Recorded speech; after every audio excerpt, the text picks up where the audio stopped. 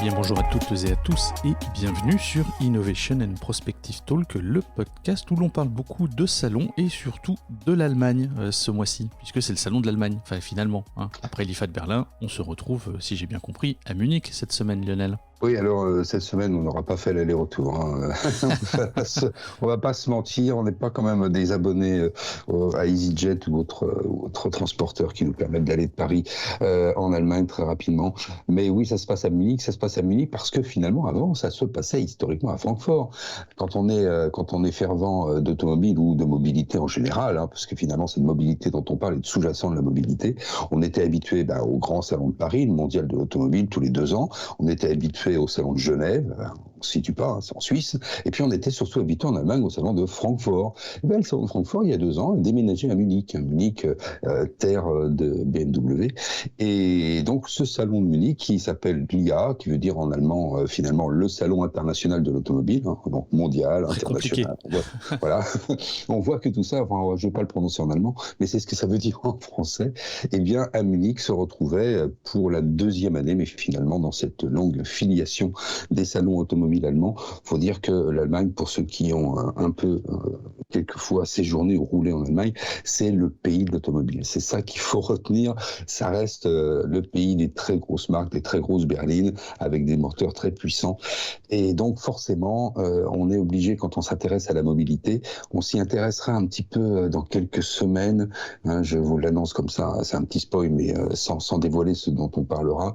On s'intéressera à l'automobile dans une ville iconique française de l'automobile qui est Le Mans, qui pour la, je crois, 2e ou 3e édition, déroulera le salon X-Mobility qui, évidemment, s'interroge sur comment demain allons-nous nous déplacer et allons-nous garder cette liberté de déplacement tout en, évidemment, baissant l'impact carbone de ce transport personnel qui, peu ou prou, selon les calculs, est la cause d'une 20% des émissions de gaz à effet de serre sur la planète.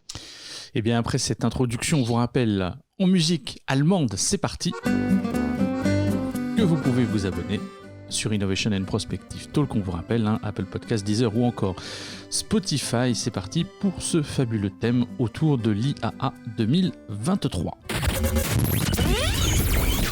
Alors quels ont été, Lionel, les grands sujets ? On a vu sur cette édition finalement presque, alors j'allais pas dire une domination, mais en tout cas les constructeurs chinois qui sont quelque part au centre de l'attention de ce salon, puisqu'ils éclipsent en quelque sorte leurs homologues européens, peut-être moins chers, peut-être production plus rapide, en tout cas plus résiliente face à l'inondation des nouveaux modèles qui pourraient arriver. Quel est finalement, d'où vient ce sujet de la prédominance des constructeurs chinois sur ce salon emblématique en Europe ? Alors, quand on parle de voiture, quand on parle de mobilité, parce qu'on peut se déplacer avec des trottinettes, avec des vélos à assistance électrique, ça c'est la révolution, c'est pour ça que tous les Parisiens se promènent à vélo maintenant. On a un souci majeur, c'est comment stocker l'énergie électrique. Et comment stocker l'énergie électrique ? Je ne vais pas vous faire la leçon, vous le savez, c'est dans des batteries. Et pour fabriquer ces batteries, finalement, on a besoin de matières premières, et l'essentiel des matières premières aujourd'hui, et l'essentiel des technologies de stockage de batteries, même s'il en existe plus de nombreuses, même s'il existe des recherches dans le monde entier pour améliorer ces capacités de stockage, surtout la capacité de stockage énergétique par rapport au poids on va dire de l'unité de stockage, c'est-à-dire le ratio poids-capacité de puissance de stocker. Eh bien, l'essentiel des matières premières se trouve dans le sud-est asiatique, du côté de la Chine. Sont extraites, alors bien sûr, on parle du lithium, bien sûr, on parle de tous les composés de ces dispositifs de stockage que sont les batteries, et donc les Chinois sont largement en tête, ont pris beaucoup d'avance sur le sujet, d'abord, encore une fois, côté minerai, et puis après, côté technologie de fabrication. Donc ça, c'est un point qui, évidemment, est indépendant de la voiture. Stocker de la batterie, vous en avez partout, dans vos smartphones, dans tout un tas de dispositifs que l'on utilise au quotidien. Et donc, à partir du moment où vous êtes dominateur sur un des composants essentiels, parce que ce qui fait aujourd'hui le prix d'une voiture électrique, pour une grosse partie, c'est la batterie, eh bien, vous vous retrouvez dans une guerre des prix où l'un des acteurs majeurs du sous-jacent de votre dispositif final, qui est l'automobile par exemple, eh bien, est un acteur étranger. Alors quand on sait que les technologies traditionnelles automobiles sont massivement dominé par les Occidentaux, alors les États-Unis, l'Amérique du Nord, l'Europe, évidemment, le Japon. On voit bien que quand un acteur arrive avec une nouvelle technologie sous-jacente en termes de domination, eh bien, ce sont des bouleversements majeurs chez tous les constructeurs qui avaient des parts de marché parfaitement installées, des marques parfaitement reconnues et des segments parfaitement occupés par l'ensemble de ces marques.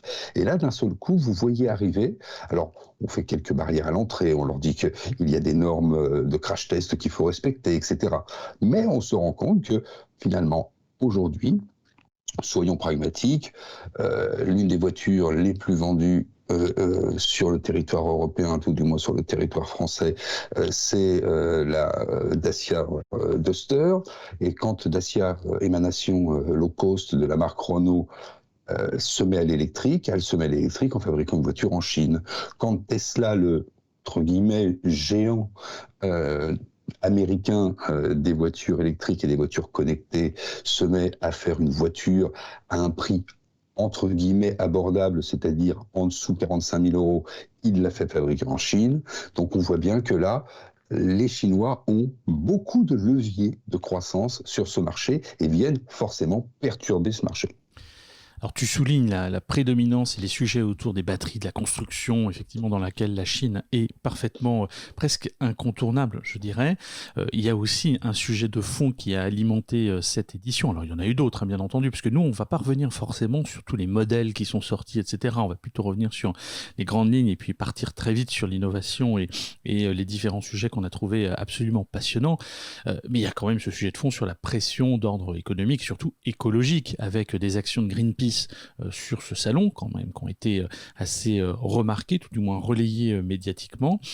Ces constructeurs ont une forme de pression permanente sur eux quant à finalement la finalité de la mobilité. Est-ce que les voitures servent encore à quelque chose? Est-ce que tout ce qui va tourner autour de l'empreinte carbone et de la pollution et tout simplement même de l'usage de la voiture par les consommateurs est remise en question par ces activistes autour du climat.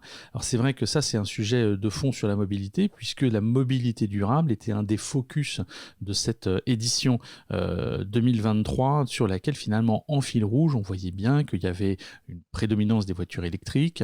On va revenir tout à l'heure sur le côté SUV VS berline juste après d'ailleurs, mais on voit bien que les problématiques de durabilité, de mix de la mobilité au sens large, la mobilité douce vs la mobilité purement avec nos 4 roues ou nos 2 roues, parce qu'il y avait quand même quelques modèles, on voit bien que ce sujet finalement complexifie la mobilité. On n'est plus seulement sur la voiture, on est sur une mobilité beaucoup plus large, beaucoup plus globale, entre effectivement, on en parlait dans un autre épisode, la mobilité ou la ville du quart d'heure, qui peut être une ville du quart d'heure à pied, en transport ou en voiture, et on voit bien qu'en fonction des zones géographiques sur lesquelles on est présent, naturellement, la pression écologique et le poids finalement de la culpabilité qui est mis sur le consommateur est particulièrement importante. En tout cas, il faut souligner effectivement cette volonté de moins polluer, d'être sur des mobilité plus durable, mais scrutée à la loupe par un tas d'associations activistes dont la pertinence des actions relayées peut être des fois discutable quant aux moyens utilisés. Mais bon, ça fait partie de ce théâtre et de ce show qu'est l'IA. Il y avait la même chose sur le Paris Air Show, la même chose sur Vivatech avec un groupuscule à la sortie du salon, un moment qui était contre les fourrures de mémoire LVMH. Enfin bon, il y avait plein de sujets. C'est vrai que je pense qu'il faut s'habituer à ce lot de revendications. Chinois massivement présents, mobilité durable, marques finalement européennes bien présentes, mais qui n'ont pas forcément fait l'ensemble du show d'un point de vue relais média. Grosse compétition sur le marché. On voit bien encore une fois que malgré que l'Europe soit bien présent, la Chine est là, mais aussi Tesla, puisque finalement on a souvent associé Tesla et Chine. Est-ce que tu aurais une idée sur le pourquoi du comment de cette association? Écoute, Patate c'est chaude, simple. patate chaude. Ouais, patate chaude, parce que Tesla aujourd'hui, par sa par son image d'innovation, par son image de voiture connectée, par son image de voiture intelligente, puisqu'on parle d'autopilote depuis des années, même si c'est pas véritablement le mot qu'il faudrait particulièrement associer de façon pertinente à la voiture. Elle est largement assistée, mais elle ne se pilote pas toute seule, ou tout du moins dans des vidéos qui sont parfois tout à fait tronquées pour vous donner l'illusion qu'elle est complètement autonome. Mais c'est vrai que l'image de Tesla, c'est l'image de la voiture de demain depuis plusieurs années et entretenue savamment par son dirigeant qui est Elon Musk. Ça, c'est le point de vue de l'image de la marque par rapport au grand public et par rapport à l'international. À partir de là, comment on fait pour pouvoir attaquer des marchés? Tant qu'on fait une voiture, alors Tesla s'est fait connaître avec sa fameuse Model S, voiture qui avoisine les 70 000 euros et plus si affinité. Mais on va dire qu'on est dans cette gamme de prix 70-100, alors que la voiture du quotidien, la voiture de monsieur et madame tout le monde, c'est plutôt de la voiture entre 25 et 50. 1000, toujours pareil. Donc quand vous êtes sur des voitures qui sont à 70, vous touchez une frange de clientèle qui est relativement restreinte, quelques early adopters, quelques happy few, etc. Et ce que voulait faire Tesla, et c'était sa promesse quand Elon Musk avait lancé l'idée de la Model 3, c'était de dire on va faire une voiture à moins de 35 000 $. C'était le prix plafond qu'il avait fixé à l'époque. La voiture n'était pas encore fabriquée, mais c'était l'objectif. Et on le voit qu'aujourd'hui, ils ne tiennent pas forcément cet objectif, mais ils sont passés de la barre des 70-100 000 à la barre des, on va dire, 35-50. C'est encore un peu cher pour le quotidien, pour le monsieur tout le monde ou la madame tout le monde, parce que ça reste encore une voiture légèrement au-dessus du prix moyen d'achat. Mais on voit que pour pouvoir tirer ces prix vers le bas, eh bien, il faut fatalement produire dans des lieux où la capacité de production est très importante et le prix de revient est relativement modéré. Les Européens ont beaucoup, et les marques françaises ne se sont pas gênées, comme Renault, comme Peugeot, etc., ne se sont pas gênées pour aller construire dans l'Est de l'Europe, là où il y avait une main-d'œuvre à la fois expérimentée, mais beaucoup moins chère, un certain nombre de modèles, notamment leurs petits modèles citadins, pour pouvoir justement être relativement raisonnable au niveau prix, eh bien, Tesla a directement choisi d'aller fabriquer en Chine, et tous les Français qui roulent en Model 3, pour la très très grande majorité d'entre eux, roulent avec une voiture qui est en fait fabriquée en Chine. Maintenant, on parle de voiture, mais beaucoup d'entre nous ont un smartphone de la marque à la pomme dans leur poche. La marque à la pomme fabrique ses smartphones en Chine, conçus aux États-Unis, designés en Californie, mais fabriqués en Chine. Parce que c'est là que l'on peut opérer un choix industriel qui va permettre de modérer les prix ou de maximiser les marges, ce qui est le cas d'Apple, et c'est pour ça qu'ils gagnent beaucoup d'argent. Mais pour l'automobile, c'est un petit peu différent parce qu'on ne déplace pas une automobile aussi facilement qu'on déplace un smartphone dans sa petite boîte qui fait quelques centimètres cubes. Donc forcément, c'est compliqué, et c'est ce qui donnait encore l'illusion aux Européens qu'ils allaient pouvoir rester relativement maîtres chez eux, alors qu'on voit aujourd'hui, on le voyait au Salon de Paris il y a quelques mois, ils sont encore maîtres aujourd'hui, parce qu'ils sont capables de produire des SUV, ils sont capables de produire des voitures à haute valeur ajoutée, mais ils sont largement concurrencés par des marques hier complètement inconnues, puisque si on vous parle de Geely, personne ne connaissait Geely, si on vous parle de BYD, personne ne connaissait BYD, mais aussi Dongfeng, mais aussi Leapmotor, enfin, et puis les centaines de marques de voitures qui existent en Chine. Ça veut bien dire que de ce côté de la planète, il y a un dynamisme dans la mobilité, parce que de toute façon, ils ont des centaines de millions de personnes à déplacer, et ils sont conscients. Parce qu'on pourrait dire, si on était activiste écologique, ils ne sont pas conscients de l'horreur climatique qu'ils déclenchent. Non, ils en sont parfaitement conscients. Simplement, ils doivent répondre aux besoins instantanés. Pour répondre aux besoins instantanés, eh bien, ils construisent des centrales électriques thermonucléaires, mais ils construisent aussi des centrales électriques à charbon, parce qu'il faut répondre aux besoins de la population. Et ça, c'est la difficulté, c'est de se dire demain, quel modèle de société voulons-nous? Parce que je rebondis sur les activistes écologiques dont tu parlais. Quel modèle de société voulons-nous? Est-ce que l'on veut une société de la liberté absolue du déplacement? Ou est-ce que l'on veut une société où le multimodal, les différents modes de déplacement vont cohabiter de façon pertinente et intelligente en fonction du type de déplacement que l'on souhaite. C'est vrai que la voiture individuelle a été une sorte de Graal qui était la liberté absolue, c'est ma voiture, c'est ma maison à roulettes et je vais où je veux avec. Aujourd'hui, on voit que aller où je veux, c'est compliqué, c'est pour ça qu'il y a une surenchère sur les autonomies. On annonce par exemple chez Mercedes des autonomies de 750 km. Alors vous voyez, vous allez pouvoir partir en week-end et puis faire l'aller-retour sans problème pour finalement venir recharger votre voiture dans votre domicile privé quand vous serez rentré de week-end. C'est une surenchère parce qu'on essaye de reproduire cette liberté qu'était le véhicule individuel.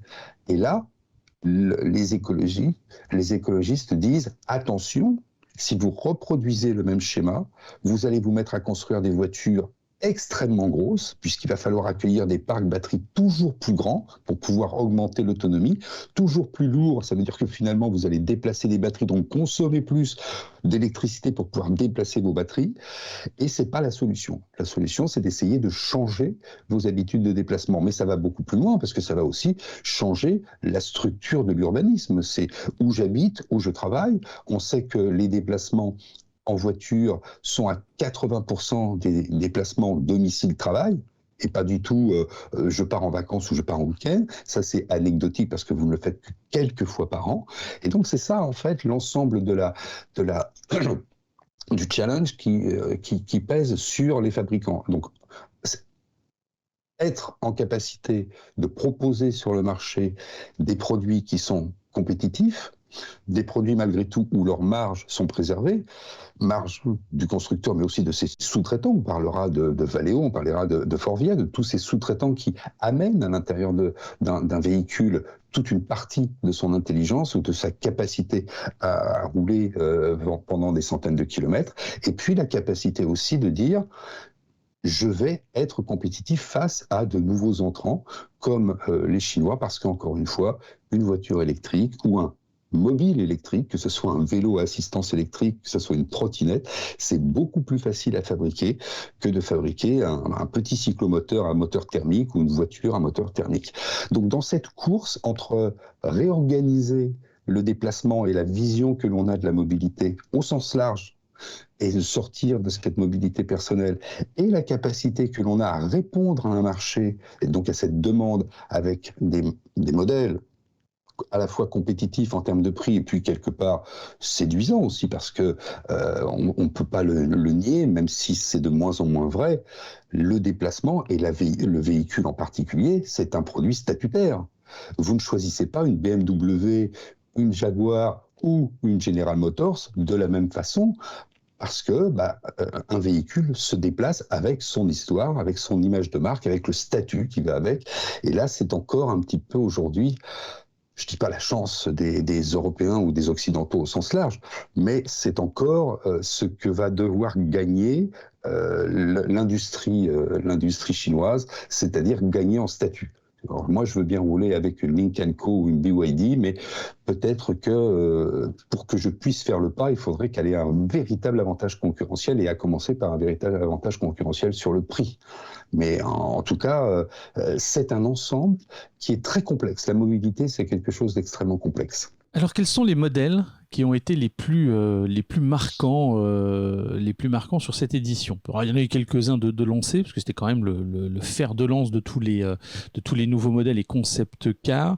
Alors, je me lance sur l'un des modèles qui m'a le plus séduit. Enfin, il y en a deux. Enfin, il y en a quelques-uns de plus. En tout cas, c'est la Mercedes Vision 111, donc le même chocard des années 70 avec ses portes papillons et ce côté... alors qui était présenté en plus en côté un peu orange et noir, donc extrêmement sympa, très... voilà, globalement, je pense que le prix doit être aussi très sympa, mais magnifique intérieur, extérieur, plutôt un concept car dans les faits, mais alors dès que ça sort ça, je pense que gagnant à l'euro million, je me fais un petit plaisir, mais je la revendrai assez vite parce que ça doit être inexploitable en ville. En tout cas, j'ai trouvé effectivement ce Mercedes Vision 111 absolument fabuleux. Et puis, un clin d'œil quand même à une marque qui nous est chère, Lego, qui a reconstitué la Lamborghini Sian en briques Lego intégralement, absolument fabuleux. Il était interdit de s'asseoir dessus, bien entendu, ou de l'approcher de trop près. Mais en tout cas, voilà, une collaboration qui a fait mouche et qui a apporté un peu de fun dans tout ce salon qui est malgré tout un salon de grands joujoux pour adultes. As-tu de ton côté, Lionel, eu un modèle qui t'a le plus séduit ou peut-être un flop entre guillemets, c'est-à-dire tu t'attendais à quelque chose de mieux quand ils l'ont présenté? Alors moi, celui qui m'a séduit, alors moi je suis, bon, ça c'est à titre personnel, je suis pas du tout fan des voitures germaniques, hein, donc BMW, Mercedes, c'est pas ma tasse de thé. Je suis plutôt sensible à d'autres charmes, plutôt le charme britannique, mais ça c'est l'histoire de l'automobile. Donc ce qui était intéressant, moi ce qui m'avait vraiment tapé dans les yeux, c'est la nouvelle conception qu'avait BMW sur les nouvelles architectures pour ces voitures à l'horizon 2025-2035. C'est-à-dire des voitures où on va avoir un espace intérieur qui sera extrêmement confortable, un espace qui va avoir une ouverture sur l'environnement très important, c'est-à-dire des parties métalliques extrêmement fines, des parties vitrées extrêmement élargies en surface, comme si vous vous retrouviez dans une bulle de déplacement, et une redéfinition même de la sobriété de la ligne, avec toujours les haricots de BMW à l'avant qui sont complètement réinterprétés pour devenir l'intégralité de la calandre et plus simplement une signature qui ne tient qu'une partie de l'avant du véhicule. Et là, on est sur des nouvelles architectures et on voit bien la démarche de séduire la clientèle avec une nouvelle offre pour un nouveau plaisir du déplacement.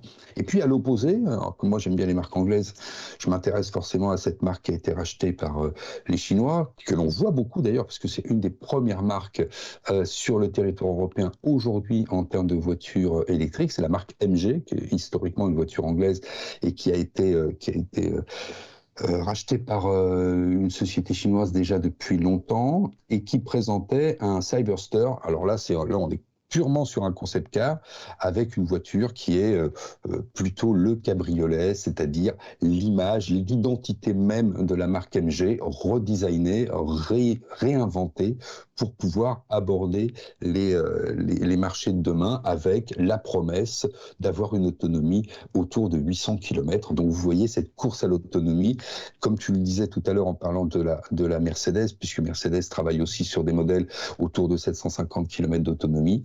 C'est forcément pour atteindre ces autonomies des très grosses voitures et qui finalement va empêcher l'utilisateur de façon consciente ou inconsciente, d'utiliser facilement cette voiture en ville, parce que c'est beaucoup de place.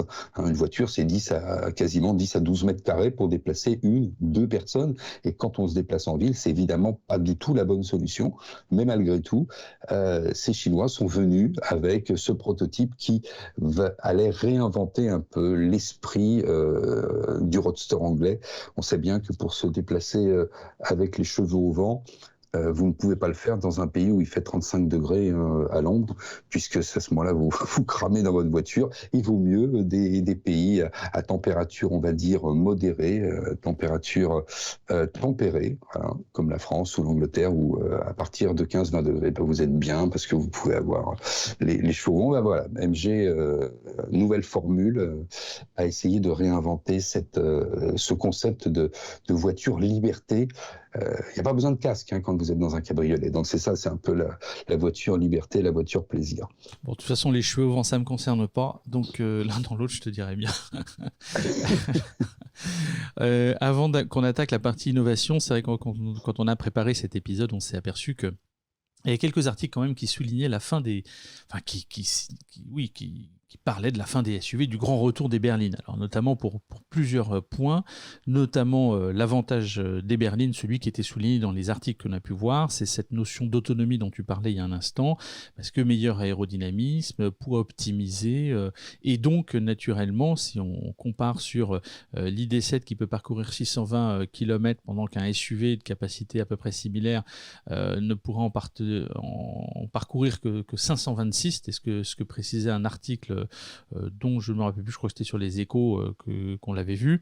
Bon, bah, par défaut, effectivement, se pose la question de la fin des SUV à terme, sans compter que les SUV ont excessivement mauvaise presse. On passe quand même finalement d'un SUV qui était dominant sur le marché ces 3 dernières années au grand retour des berlines et de leur confort, bien qu'elles soient plus basses.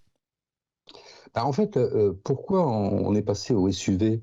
Rappelons-nous le génie français qui a imaginé l'espace. Et alors, c'est l'association Renault-Matra, Lagardère à l'époque, à la tête de Matra, et le génie de construire une voiture très légère, puisqu'elle était fabriquée dans des matériaux relativement légers, très spacieuse à l'intérieur, et donc extrêmement bien adaptée aux familles. C'est-à-dire que vous avez 2 enfants, vous avez besoin forcément d'amener tous les, je sais pas, en week-end, en vacances ou simplement au quotidien, tous les besoins que vous avez pour déplacer vos enfants avec vous, que ce soit leurs jouets, le lit parapluie, les sièges auto, etc. Donc vous avez besoin d'espace.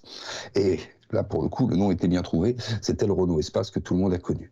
Et puis est venue l'ère des monospaces, puisque toutes les marques faisaient finalement des monospaces, à commencer par Renault, qui déclinait des voitures de ville comme la Mégane en Mégane scénique, c'est-à-dire une voiture de ville, une berline de ville, une berline citadine en mini monospace, pour toujours donner de l'espace aux gens à l'intérieur. L'astuce était simple, hein, on rehaussait le toit, ce qui permettait d'avoir une garde au toit plus importante, ce qui fait qu'on pouvait avoir des sièges qui étaient un peu plus verticaux, et si on a des gens qui sont placés un peu plus verticalement, à l'opposé du cabriolet ou des voitures de sport où vous êtes plutôt allongé dans la voiture, eh bien, vous pouviez mettre plus de rangées de sièges et donc avoir une habitabilité plus importante. Et puis la mode passe, hein, le monospace, c'est un peu ringard. Et on s'est dit, mais finalement, le véhicule sportif de loisir, puisque c'est la traduction de SUV, c'est pas mal. Hein, on donne l'impression d'avoir cette liberté de déplacement, puisqu'on a l'impression d'avoir cette voiture un peu tout-terrain, et puis toujours avec cet avantage d'une habitabilité très importante, donc très bien appréciée des familles, et puis surtout très bien appréciée des financiers, des constructeurs, parce que ce sont des voitures qui, évidemment, touche une clientèle qui a un certain nombre de moyens, et des moyens, ça veut dire la possibilité d'acheter une voiture plus chère, et donc si elle est plus chère, ça permet aussi aux fabricants de faire plus de marge. Et dans la guerre qui s'est passée après le Covid, dans la guerre des puces électroniques qui manquaient sur le marché international pour alimenter tous les systèmes électroniques d'une voiture, à commencer par son allumage pour qu'elle consomme le moins d'essence possible, et c'est bien pour ça d'ailleurs qu'on a des moteurs beaucoup plus sobres, parce qu'ils sont tous pilotés électroniquement, eh bien les constructeurs avaient fait le choix de dire on va plutôt favoriser et mettre en avant des voitures à forte marge, on va dire des SUV, parce que ça correspond à la fois pour nos finances à un intérêt premier, et pour nos clients à cette habitabilité qu'ils ont longtemps cherché et approuvé en adoptant des véhicules type monospace. Eh bien, on va se focaliser sur les SUV. Finalement, l'offre était très orientée SUV, et vous aviez toutes les gammes de voitures qui se mettaient au SUV, du petit SUV, du moyen SUV, du très gros SUV. Alors, je ne sais plus, je cite une seule marque comme la marque Volvo, avec ses voitures labellisées XC. Alors vous avez la 40, la 60, la 90. Bon, vous comprenez bien que plus les chiffres augmentent, plus la voiture est grosse, et plus évidemment son prix est important, et la marge du constructeur est intéressante. Donc c'est vrai que c'est anti-écologique, parce que finalement une voiture qui est haute, coefficient de pénétration dans l'air, CX important, donc consommation au 100 km en termes d'énergie, quelle qu'elle soit thermique ou qu'elle soit électrique, ça sera plus important qu'une voiture beaucoup plus profilée. Et toutes les voitures que tu as citées, ou celles que j'ai citées comme la BMW, cherchent à aller baisser ce coefficient de pénétration dans l'air. Donc ça veut dire, attention, demain on aura probablement autant de confort, peut-être même plus de confort, mais moins d'habitabilité, parce que les voitures devraient redevenir plus basses et que les SUV, peut-être que demain, la mode disparaîtra et que ceux qui rouleront en SUV seront vraiment traités de gros ringards, parce que justement, à déplacer un camion, ce n'est pas très écologique en termes de consommation, fût-ce une consommation électrique, parce que l'électricité, il faut quand même finir par la produire en amont. Mais Dieu sait que les SUV sont aussi des salons roulants que l'on apprécie quand on fait des milliers de kilomètres. C'est peut-être un des points d'optimisation que nous verrons sur le futur. Moi, je crois beaucoup aussi que c'est le retour des berlines, mais j'attends avec impatience dans les 10 prochaines années quand on reviendra au minivan. C'est un peu le sujet, hein, Volkswagen et consorts, et que de toute façon, on apprécie aussi les salons roulants. Alors, naturellement, du côté de l'innovation, il s'est quand même passé beaucoup de choses, parce qu'on a quand même parlé beaucoup d'auto. Alors, ce qui est intéressant, c'est qu'on a retrouvé sur ce salon à la fois Valeo, qu'on avait aussi vu naturellement au CES de Las Vegas. On a retrouvé Forvia, qu'on avait vu au CES de Las Vegas. On a retrouvé Qualcomm, qu'on avait vu au CES de Las Vegas. Enfin bon, il y en a plein qui étaient présents au CES de Las Vegas. Il y a quand même un sous-jacent technologique invisible qui est particulièrement présent également sur ce salon où on présente des grands joujoux pour adultes, ok. Bien que ce soit professionnel, on voit naturellement que la puissance de calcul, les sciences de l'ingénieur sur l'optimisation, la résistance des matériaux, leur recyclabilité sont des éléments intéressants.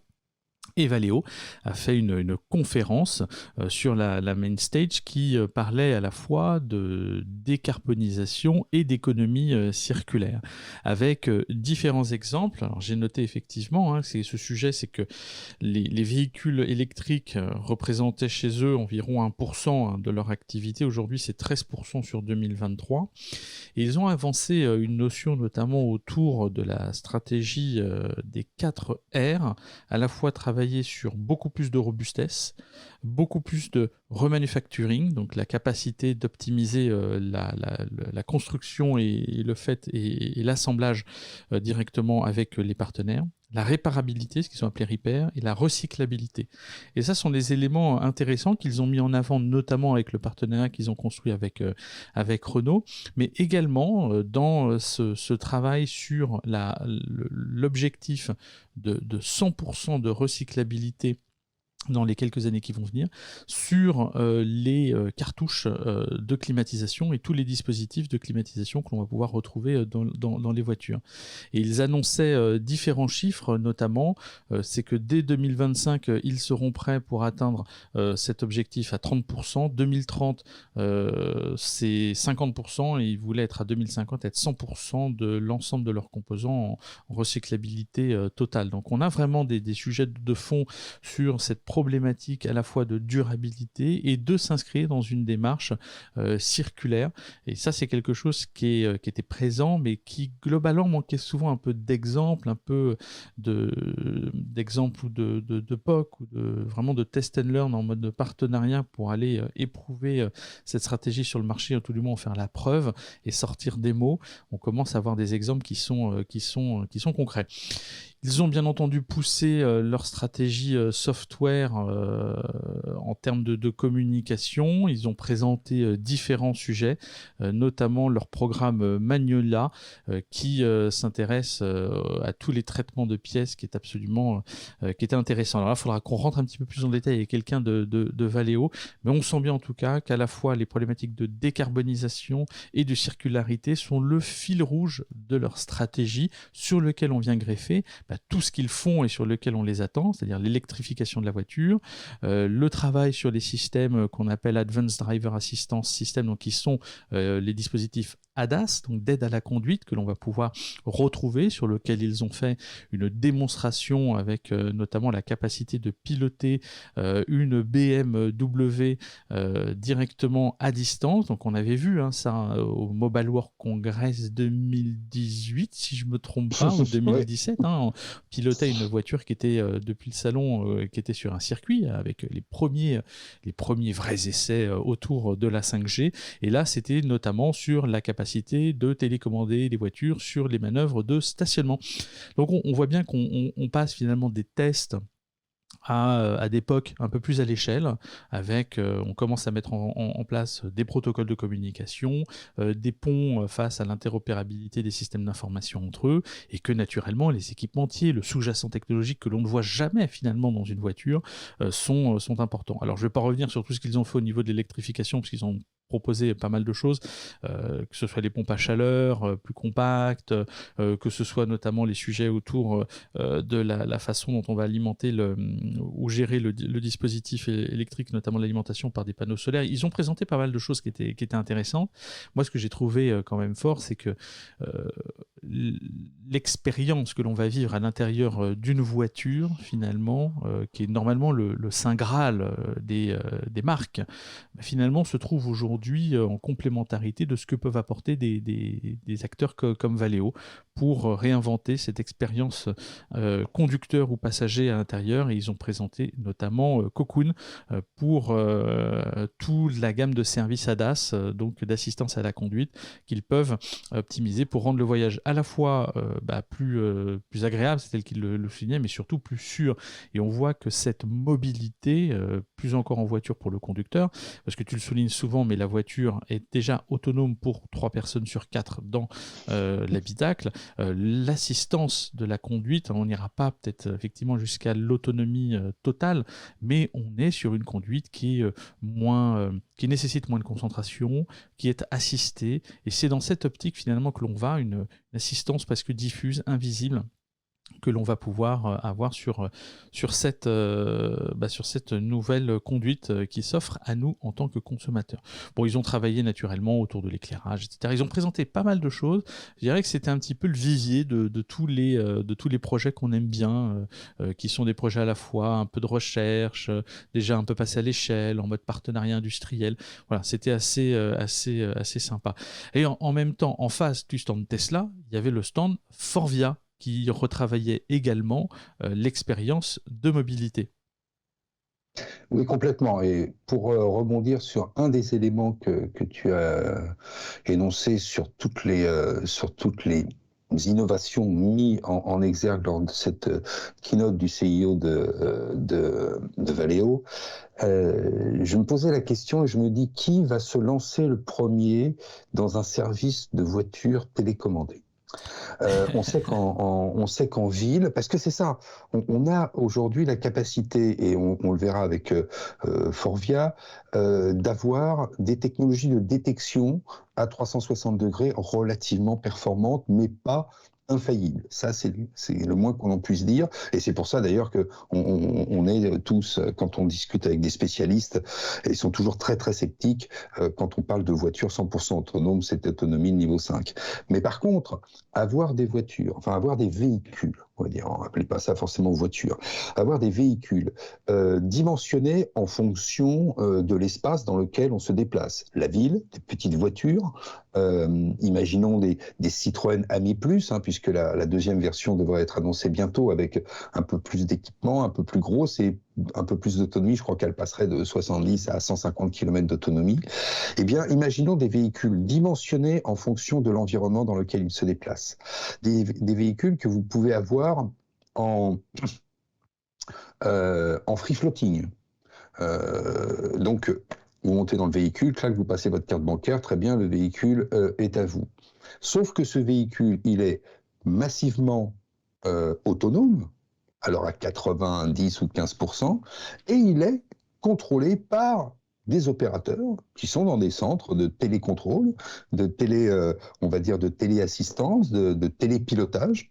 Et finalement, c'est exactement ces systèmes d'aide à la conduite qui étaient présentés par Valeo, c'est-à-dire des démonstrations qu'un téléopérateur, comme tu l'as dit, certes, ça remonte, mais rappelons-nous, à l'époque, c'était une démonstration de la 5G, c'est-à-dire une démonstration de la réactivité que pouvait avoir ce réseau pour qu'un téléopérateur puisse intervenir dans une fraction de seconde sur les mouvements de déplacement d'un véhicule à distance. Eh bien, à partir du moment où cette 5G, que l'on a beaucoup moqué, a cette réactivité, a ce temps de latence minimisé au maximum, eh bien, une voiture, moi je dis de petite ou de moyenne taille, qui va être en free floating, en ville va être téléopéré. Et donc, vous allez monter finalement dans une voiture à 4 places dont le conducteur est à distance, c'est-à-dire 90% du temps, la voiture est entièrement autonome par rapport à l'environnement, mais elle est complètement surveillée par des téléopérateurs qui vont prendre la main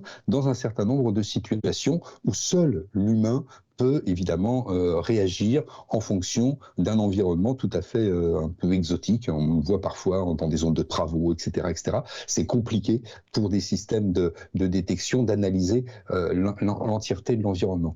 Et donc ça, je pense que là, avec ce type de présentation, on va y venir, et c'est une partie. Je dis, pour moi, c'est une partie de la solution en termes de modalité de déplacement. C'est un mode de déplacement qui peut-être va séduire un certain nombre d'urbains. Moi, je vois beaucoup de gens se déplacer dans Paris avec des vélos cargo, des vélos dans lesquels vous avez des plateaux à l'arrière pour pouvoir mettre 1 ou 2 sièges pour vos enfants, etc. Donc, vous avez ce problème de mobilité au quotidien avec un minimum d'espace pour pouvoir justement permettre à une mère de famille ou un père de famille d'aller chercher ses enfants à l'école ou de les accompagner, etc. Toi, tu connais ça, t'en as 2. Donc, ça prend un peu de place. C'est vrai que la voiture, c'est pas la bonne solution si elle n'est pas bien dimensionnée. Eh bien, on pourrait imaginer que grâce à ce type de technologie d'assistance et de télécommande, quelque part, télépilotage, on aurait ce type de dispositif qui ne serait pas... On ne serait pas propriétaire des véhicules et d'un seul coup, on pourrait réduire ce parc de voitures qui circulent. Et comme on le dit souvent dans Paris, on a entre 15 et 20% des véhicules qui circulent qui cherchent une place pour se garer. Donc, ça ne sert à rien. Quelque part, on n'a plus besoin de place pour se garer puisque ces véhicules quittent un client pour en prendre un autre et donc sont en permanence en mouvement. Et ça, c'est soulevé et c'est à ça que ça me fait penser. C'est-à-dire, comment on va créer de nouveaux usages et par ruissellement, comment ces usages vont pouvoir changer l'offre modale, les différents modes que l'on pourra adopter quand on devra circuler en ville. Parce que quelque part, circuler à la campagne, on sait très bien que c'est pas très très facile pour avoir ce forme de multimodalité, free-floating, etc., parce que les distances sont relativement importantes à parcourir. Vous devez parcourir 25-30 km, alors que quand vous êtes en ville, vous parcourez souvent entre 3 et 5 km. 3 et 5 km à pied, c'est très long, surtout si vous emmenez vos enfants à l'école, vous n'allez pas les porter, ils marchent lentement, donc vous prenez un véhicule, qu'il soit à 2 roues, qu'il soit à 4 roues, eh bien ces solutions-là vont probablement, dans un certain nombre de situations, pouvoir être opérées. Moi, je m'interroge, j'attends, peut-être au CES 2024, on aura ce type de projet, mais j'attends les premiers constructeurs qui vont se dire, voilà, on va mettre en place à la fois le dispositif et le service qui va pouvoir être mis en place de la même façon que certains se sont dit un jour, on va mettre des trottinettes électriques en free-floating, on va mettre des vélos à assistance électrique en free-floating, et même si ça a embêté beaucoup de monde dans l'espace de nos grandes métropoles, c'est devenu quelque part un levier de transformation dans la tête des gens de la mobilité à certains endroits. Bien sûr, le vélo n'est pas la solution de la mobilité. Vous ne partez pas en week-end ou vous n'allez pas faire vos courses à Ikea, sans citer de marque, à 20 km du cœur de ville avec votre vélo. Par contre, c'est un peu difficile de ramener la cuisine, quoi, en fait, quoi. À la cuisine, ouais. Et surtout Ikea, c'est quand même bien. Ils ont des cartons qui prennent des places monumentales. Il faut des voitures adaptées. C'est là où les SUV prennent encore leur sens. Et c'est compliqué parce que ça sert tellement peu souvent. Mais en tout cas, voilà. Comment arriver à présenter une offre, et je crois que là, pour le coup, l'inventivité des concepteurs de services, puisque là, pour le coup, c'est pas de la technologie, puisque la technologie existe, mais il va falloir concevoir les services, concevoir les produits qui vont pouvoir nourrir ces services et arriver à une offre qui va nous permettre à nous, massivement citadins, et jusqu'à preuve du contraire, la métropolisation continue, même s'il y a un peu de crise de l'immobilier dans certains pays, voilà, taux d'intérêt, machin. Enfin bon, la métropolisation, elle est là. On se regroupe tous comme des fous dans le cœur des grandes villes ou dans le cœur des grandes métropoles. Et le problème, il est le déplacement pour ceux qui ont vécu les grosses chaleurs de ces derniers jours à Paris, c'était pas très sympa d'utiliser les transports en commun. Tout le monde était rentré de vacances, il faisait ultra chaud, et là, tout le monde s'entasse dans le métro. Vous vous dites non, c'est juste pas possible. Parce que beaucoup de gens utilisent les transports en commun, mais il faut aussi des moyens alternatifs pour un certain nombre de types de transports. Donc là, on a quelque chose. Et c'est vraiment moi ce qui m'avait, pour ça que j'insiste là-dessus, mais c'est ce qui m'avait marqué dans la présentation de Valeo, qui rebondissait sur tout ce que l'on a déjà pu voir, que ce soit, comme tu le disais, au Mobile World Congress, qui était une démo de la célérité, de la réactivité, de la faible latence de la 5G. On va pouvoir développer ce type de service, j'en suis certain. À l'horizon probablement d'une dizaine d'années, on verra fleurir ce type de service. Mais ça, on en a maintenant la preuve que ces sous-traitants de l'industrie de la mobilité comme Valeo sont prêts à fournir ce type de dispositif pour équiper de nouveaux services qui pourraient être offerts à la population, notamment à la population urbaine. Alors, en réalité, ce qui est intéressant, c'est qu'entre Forvia, Valeo et compagnie, on est quand même sur des meilleurs éléments de captation d'informations, d'électrification et de la gestion de l'énergie, de la détection de l'environnement et de la connectivité du véhicule à son environnement, hein, ce qu'on appelait le Vehicle to X ou le Vehicle to I, donc le I pour infrastructure. On voit bien que tous ces sujets étaient prégnants. Moi, je relève quand même, parce que ça me permettra de rebondir avant qu'on enchaîne sur une autre problématique forte qui est celle de la data, qui est quand même la conférence qu'a présentée Snapdragon avec le Snapdragon Digital Chassis, qui travaille sur les problématiques de cloudification du véhicule avec un empilement finalement de solutions software, à la fois pour travailler les problématiques pures de centralisation de l'information et des informations critiques dans le véhicule, de la couche logicielle d'optimisation du middleware, de ce qui se passe dans la connexion entre le software et le hardware de la voiture, de ce qu'ils ont appelé l'Agile Automotive Software Delivery. Donc on voit bien qu'il y a des sujets autour de la façon dont on va gérer le cycle de vie du véhicule et de sa connectivité, et puis de proposer over the top, donc tout en haut du château finalement, à la fois une capacité de développement sur cette voiture, de nouveaux services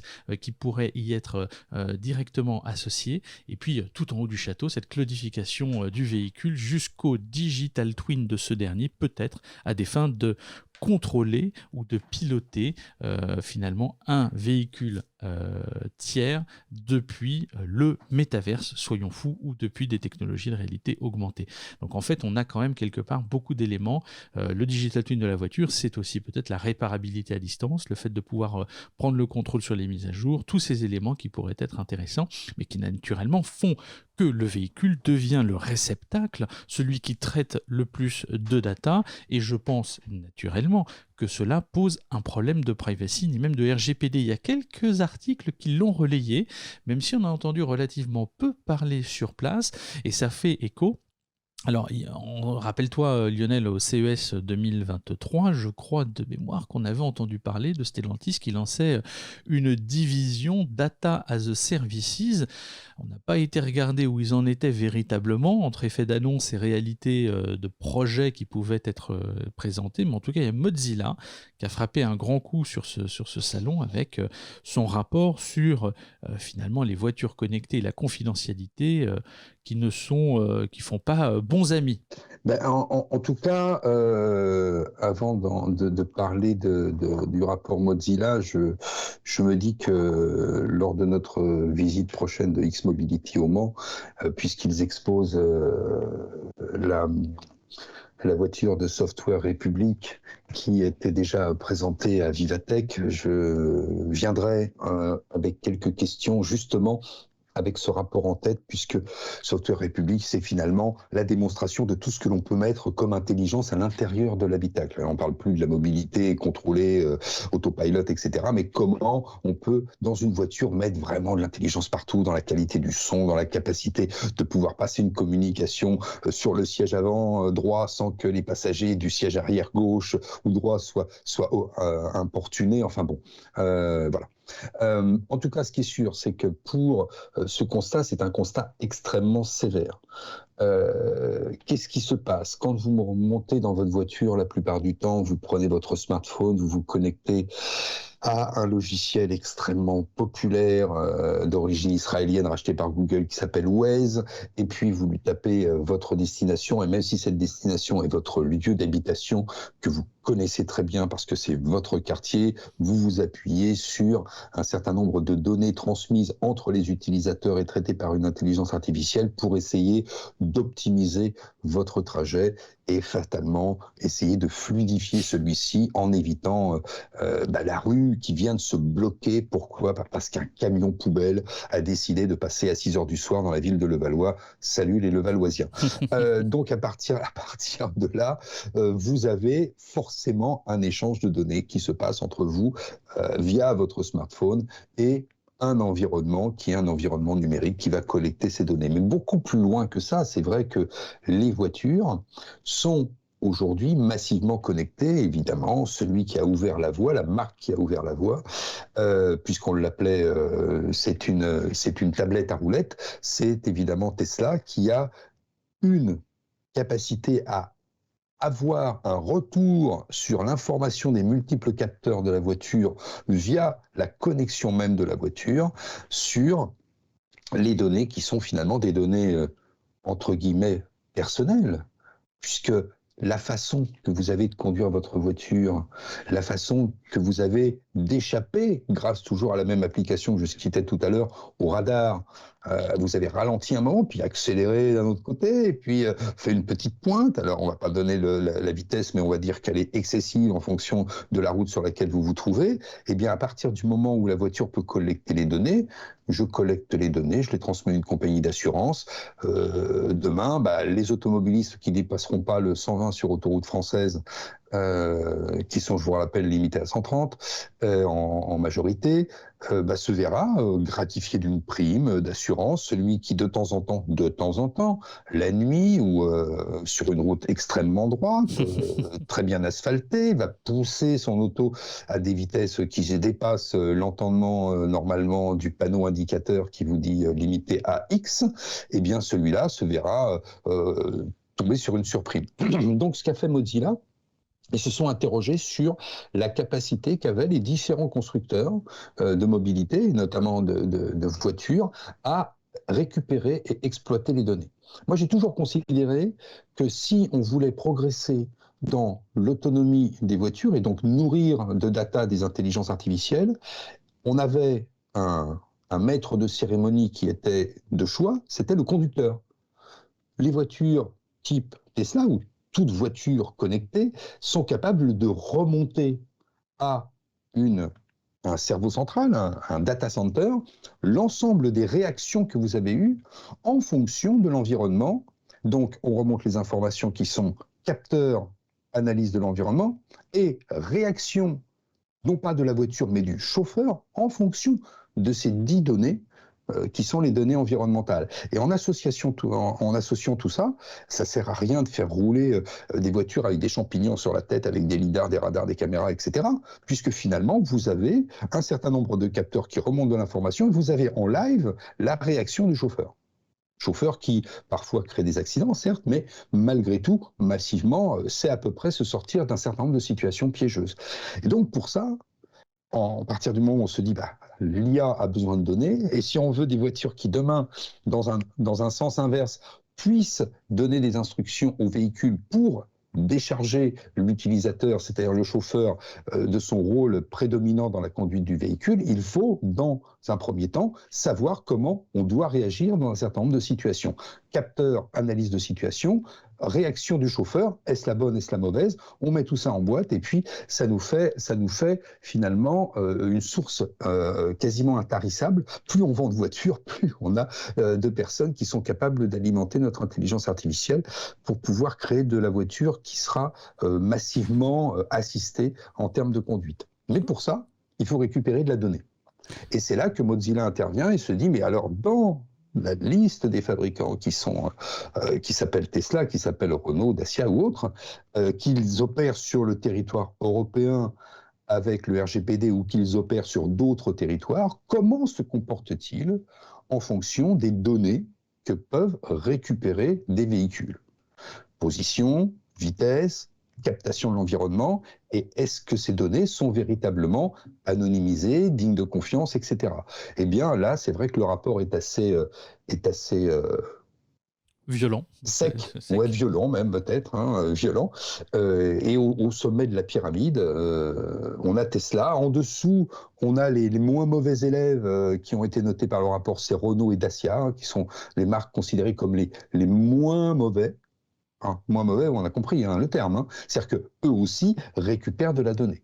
Mais peut-être parce que ce sont des marques dont l'ADN est européen et que l'Europe normalise beaucoup les données et les politiques de confidentialité en Europe. Mais en tout cas, hors Europe, on a des situations complètement intéressantes. Par exemple, Subaru, qui considère qu'un passager consent à l'exploitation de ces données simplement en faisant le geste de monter dans la voiture. C'est-à-dire, monter dans la voiture, aux yeux de Subaru, hors Europe, évidemment, est un consentement à la captation des données. C'est quand ça, même intéressant. C'est l'arbitrage facile d'un point de vue juridique. Tu fais, donc t'acquiesces. Donc, en fait, c'est pour s'émanciper de toute capacité finalement de procès ou de volonté de l'utilisateur de vouloir monter au niveau de la marque. Mais ce qui est intéressant, et tu le soulignes, c'est que globalement, alors ils pointent du doigt Tesla, mais en même temps Tesla, ce qu'ils mettent en avant dans le rapport, c'est quand même que globalement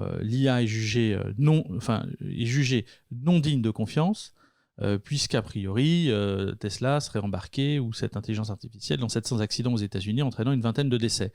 Moi, j'aimerais bien qu'on mette en opposition de ça le nombre de kilomètres roulés vs le nombre d'accidents, et on s'apercevra que bien qu'effectivement cette vingtaine de décès soit de la vingtaine de trop, il y a très certainement au kilomètre roulé beaucoup plus de décès quand c'est l'humain qui nativement conduit un véhicule.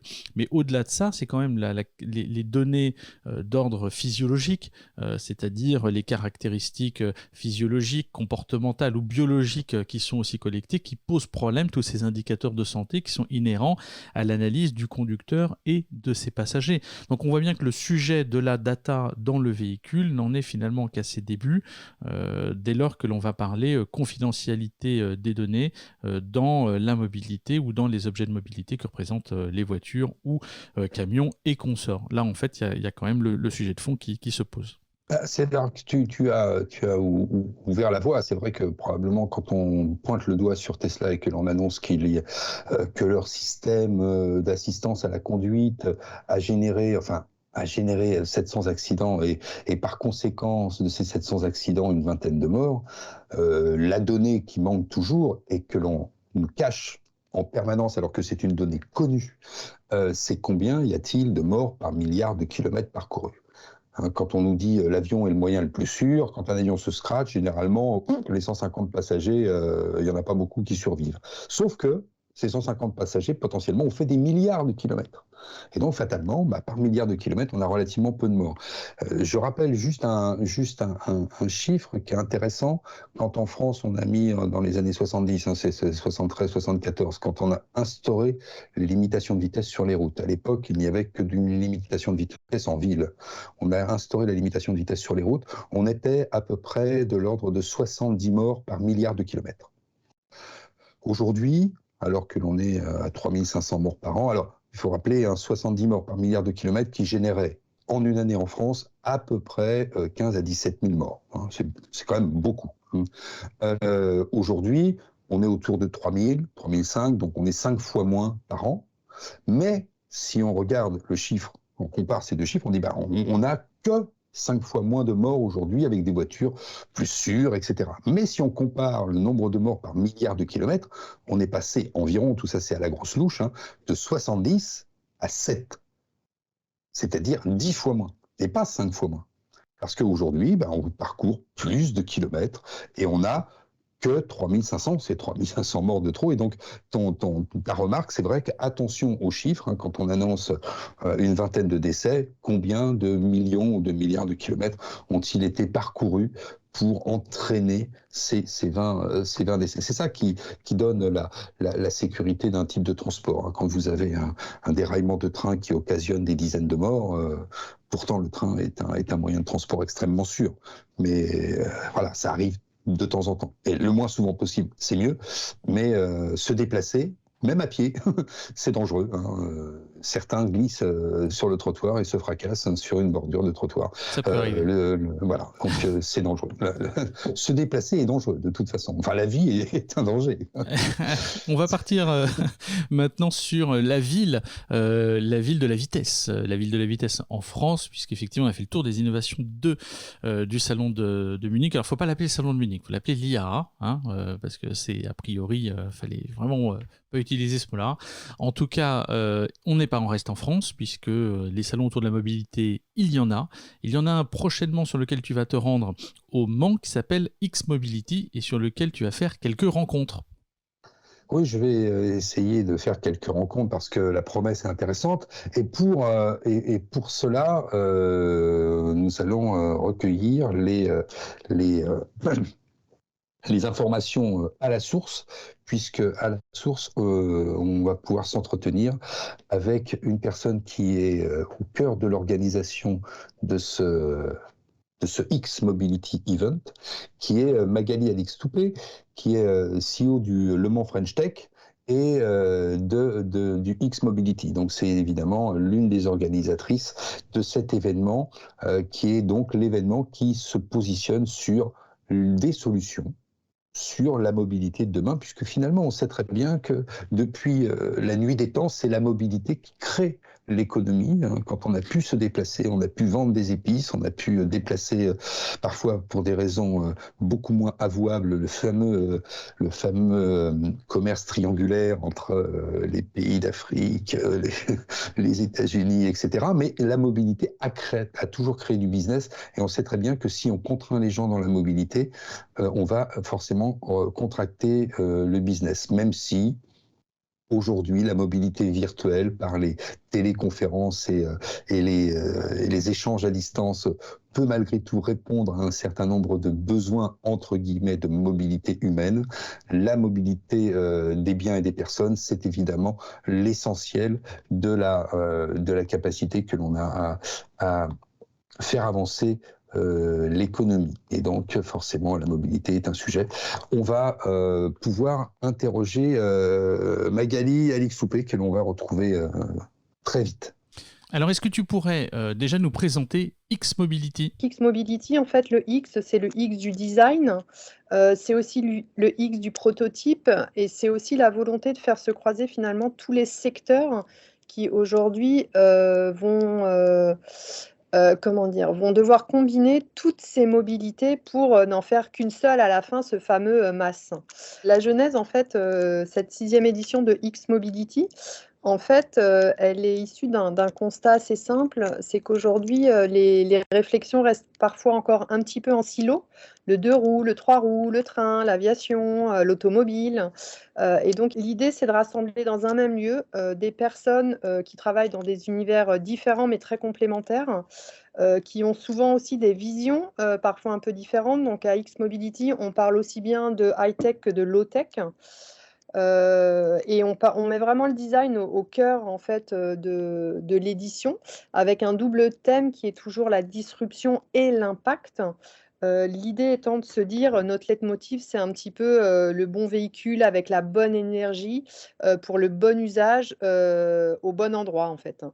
Voilà un petit peu l'ADN de X-Mobility by Le Mans Tech. Alors maintenant que l'on en sait un peu plus sur le concept, qu'est-ce que l'on va réellement pouvoir trouver sur le salon, découvrir des exclusivités, des marques? Qui sera là? Dans cette édition 2023, on aura plusieurs temps forts.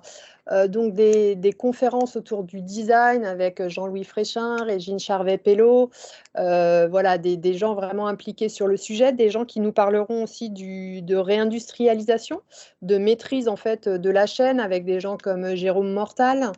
Michel Forissier, l'ancien l'ex-CTO de Valeo, qui nous fait le plaisir de faire la keynote d'ouverture. Et puis, j'ai envie de dire, en teasing, on présentera le concept car H-First Human Vision, en fait, qui a été développé par la Software République. Donc qui était la semaine dernière à l'IAA et qui sera au Mans en fait à la fin du mois pour pouvoir illustrer en fait quelles sont aussi ces collaborations entre startups et groupes dont on a, j'ai envie de dire, tous besoin. Et aujourd'hui, nous, le Mantec, on joue ce rôle de créer un terrain de jeu favorable pour que les startups et les corporates puissent collaborer ensemble. Donc ça sera sur l'aspect un peu high-tech, en fait, le concept car de Software République. Et on aura aussi des prises de parole sur tout ce qui est low-tech, et notamment pour les équipes qui participent à l'extrême défi organisé par l'ADEME. Donc on aura, j'ai envie de dire, des choses sur tout ce qui est véhicules intermédiaires. On aura aussi des prises de parole de l'armée, en fait, sur les véhicules spéciaux. Et on aura aussi des représentants du monde de la moto. Une fois de plus, l'idée, c'est vraiment d'illustrer la mobilité. Ce n'est pas que l'automobile, en fait. Et donc, l'idée, c'est vraiment de donner la parole au maximum de personnes avec des profils complémentaires pour qu'aujourd'hui, on sait qu'en fait, on doit tous contribuer à la transition. Donc, le plus on va se connaître, le plus on va échanger sur nos projets, le plus de synergies vont mettre avec l'objectif d'accélérer finalement la transition énergétique.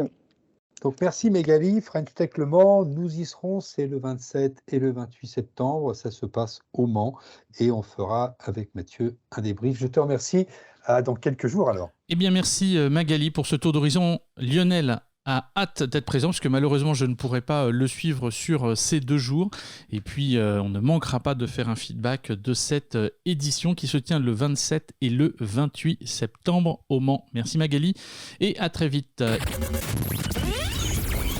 Il est temps pour nous de refermer la page de ce Innovation and Prospective Talk dédié à l'IAA de Munich, un salon emblématique, un salon passionnant, géant à la fois dans le centre de convention et à la fois en ville, un peu partout. C'est presque un CES bis en termes d'organisation, avec beaucoup de monde, beaucoup de constructeurs et beaucoup d'innovation. Un salon remarquable à bien des égards. On se retrouve très vite pour un nouvel épisode d'Innovation and Prospective Talk. On rappelle que dans quelques semaines à peine, une semaine, se tiendra le France Digital Day sur lequel le CES Unveiled de Paris sera associé. Donc plein de nouveautés et d'infos sur la préparation de ce CES 2024 qui pointe déjà le bout de son nez. On vous rappelle que vous pouvez vous abonner à Innovation and Prospective Talk sur Apple Podcast, Deezer ou encore Spotify, les plateformes. N'hésitez pas à partager également la bonne parole, à vous